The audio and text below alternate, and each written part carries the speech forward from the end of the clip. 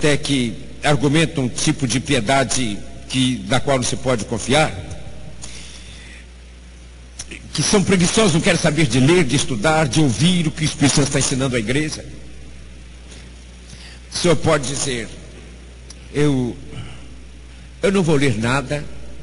Eu já ouvi alguns dizer isso ao longo dos anos. Eu sou um crente da Bíblia, eu só leio a Bíblia. Esses livros eu não leio. Eu digo, então você não escuta as pregações na sua igreja, escuta? Não, mas eu escuto, eu vou lá e ouço. Pois bem, os livros são isso aí, que se prega e depois escreve.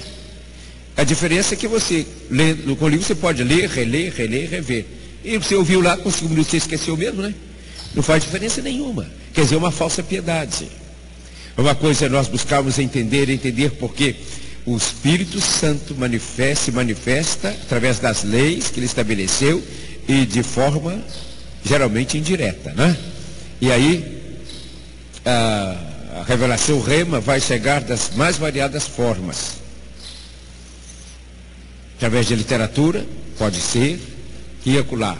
Mas o ensino direto para o nosso espírito é através do Espírito Santo. O ensino que está na Escritura. Agora, que é deleitoso a gente ler o que ele ensinou a outros, é muito precioso. É muito deleitoso isto. É falsa piedade, né? Esta é a questão.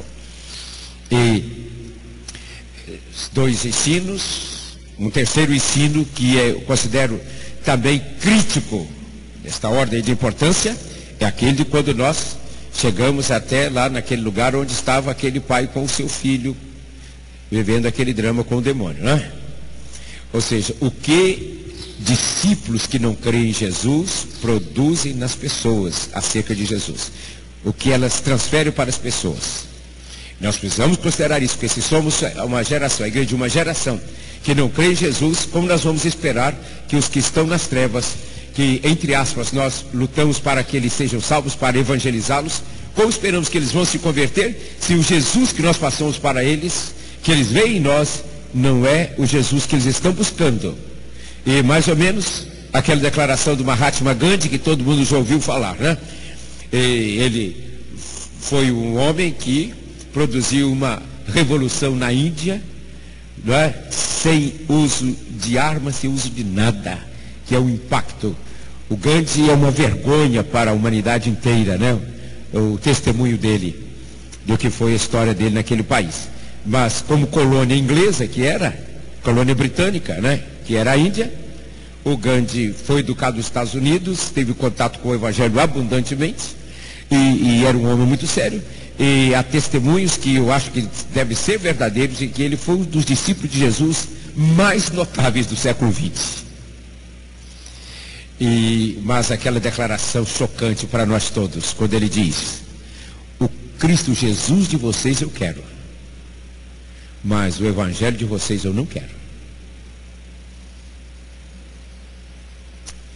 E então ele não se envolveu com a fórmula evangélica que nós chamamos de igreja, porque não podia, não tinha como. Isto é chocante.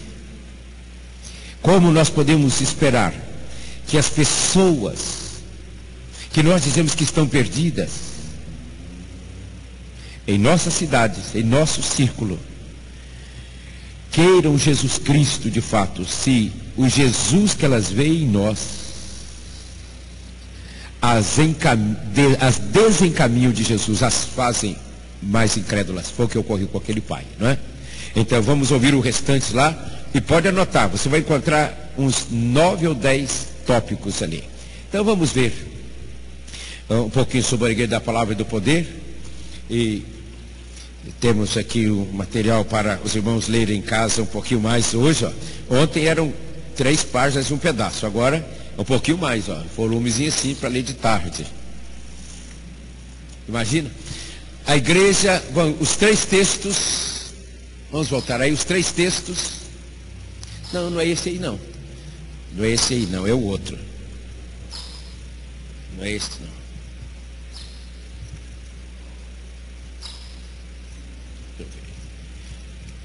A igreja parada, a revelação escrita de Deus. Vê se tem um outro aí. Da palavra do poder, revelação. Esse aí, porque nós estamos na parte da palavra. Então vamos ler juntos? É só para ler esse aí. Então vai ser rápido. Depois desse aí, nós vamos para o recesso da tarde. Aí vamos voltar a que hora? 4 horas. Amém. A igreja da palavra. Qual palavra? A revelação escrita de Deus. Esta é a palavra. Aí, como a versão é igual, até os erros que porventura possam estar aí são os mesmos. Então ninguém tem desculpa de não estar lendo porque a versão é diferente, não é? Então vamos lá. A palavra, a revelação escrita de Deus, transmite vida em si mesma. Nela está o Logos, Jesus Cristo. Ou seja, não esquecermos de que a palavra a que se refere é a revelação escrita de Deus. Vamos ler de novo esse pedacinho? Isto. A palavra, a revelação escrita de Deus, vírgula, eu poderia ter aí, né? Transmite vida em si mesma. Nela está o Logos, Jesus Cristo. Onde eu posso encontrar Jesus? Qual é o endereço de Jesus? Você pode dar vários endereços na mesma casa. João 3,16. Vários endereços de Jesus. Mas é aqui. Quem quiser conhecê-lo, é a partir daí. Seguindo. Isso, vai na igreja e acha Jesus, né? Quer dizer, tudo isso é seita, é falso. Bem, como o Logos, mediante a obra do Espírito Santo, santo com letra com S pequeno, como, não foi você, eu sei, não foi você, não se preocupe. Nós vamos consertando aí. Como o Logos, qual o Logos a que estamos referindo? A revelação escrita de Deus. Nela está o Logos. A revelação escrita de Deus, nela está o Logos, Jesus Cristo.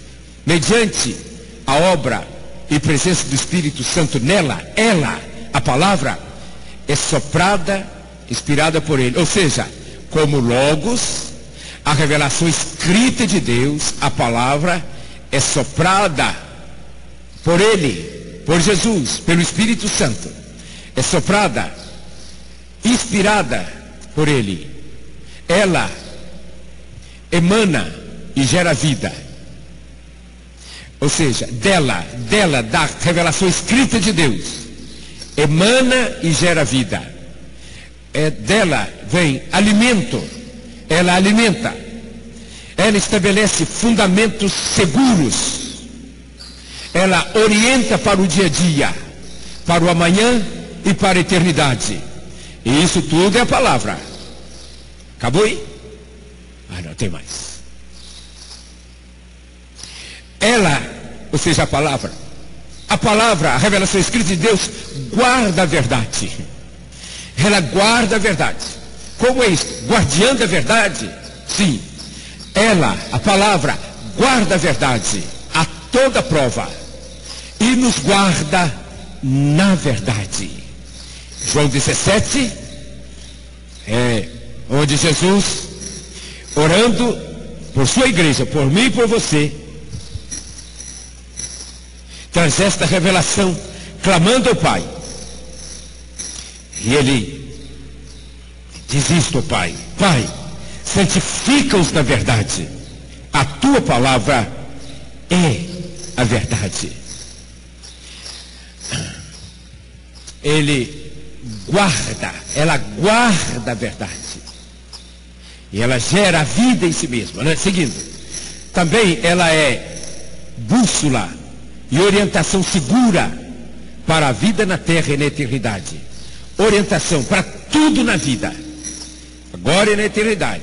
E mais, ela também é a revelação da autoridade de Yahvé, o Deus vivo, sobre o universo e todos os componentes dele, sobre os anjos santos e sobre os anjos ímpios, também sobre